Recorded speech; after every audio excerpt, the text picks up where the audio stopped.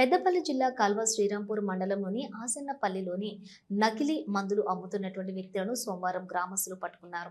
గ్రామంలోని సోమవారం ఉదయం Sanjeevani nutrition care centre Nutri and counselling నిర్వాహకులు కొంకటి రమేష్ అనే వ్యక్తి కొంతమంది వ్యక్తులతో కలిసి గ్రామంలోని అమాయకులను ఆశ్రయ చేసుకుని నకిలీ మందులు అంటగట్టారు. స్కానింగ్ పేరట 200 మందుల కోసం 1150 రూపాయలు వసూలు చేసి మందులు ఇచ్చాడు.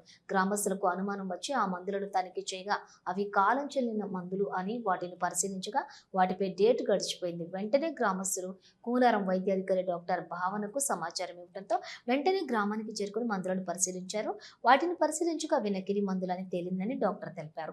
ఈ సందర్భంగా డాక్టర్ మాట్లాడుతూ అమాయక ప్రజలను ఆశ్రయ చేసుకుని నకిలీ మందులు అంటగట్టే మోసగాళ్లను నమ్మవద్దని గ్రామస్తులకు సూచించారు. వీటిలో కాలం చెల్లిన మందులు ఉన్నాయని ఇవి వేసుకోవడం వల్ల సైడ్ ఎఫెక్ట్స్ వస్తుందని ఆమె తెలిపారు. గ్రామస్తులకు ఇచ్చిన మందులను రికవరీ చేసి వారి వద్ద తీసుకున్న డబ్బులను గ్రామస్తులకు ఇప్పించారు. నకిలీ మందులను సీజ్ చేసి పోలీసులకు సమాచారం ఇవ్వడంతో పోలీసులు వారిని పోలీస్ స్టేషన్ కు తరలించారు. ఈరోజు ఆశన్నపల్లి గ్రామం శ్రీరాంపూర్ మండల్ కింద గ్రామ పంచాయతీలో సంజీవని న్యాచురల్ కేర్ సెంటర్ అని చెప్పేసి ఒక న్యూట్రియంట్ కౌన్సిలింగ్ అని చెప్పేసి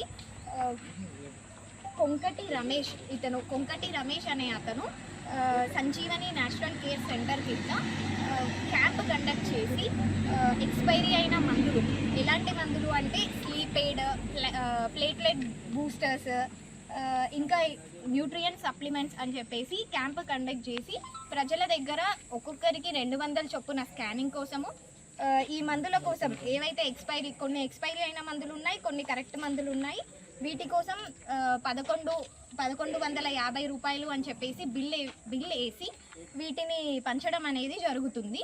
ఇదంతా కరెక్ట్ మందులు కావండి. ఇవి వాడడం వల్ల ప్రజలకు ఏమైనా సైడ్ ఎఫెక్ట్స్ ఉండే ఛాన్సెస్ ఉంటాయి. సో ఇలాంటివన్నీ చూసి మీ విలేజ్లో ఎక్కడైనా వేరే ఇతర విలేజెస్లో కూడా ఇలాంటివి కండక్ట్ చేయడం జరుగుతుందని మా నోటీస్లోకి వచ్చింది. సో ఇలాంటివి ఏమైనా జరిగితే మీరు జాగ్రత్తగా ఉండి ఇలాంటివి ఏమీ ఎంకరేజ్ చేయకండి. ఇది ఇతని సర్టిఫికెట్ అండి. నుంచి తీసుకున్న సర్టిఫికెట్ కాదండి, ఏదో డిజిటల్ ఆన్లైన్ కోర్స్ అని ఉంది. ఇది కరెక్ట్ సర్టిఫికెట్ కూడా కాదు.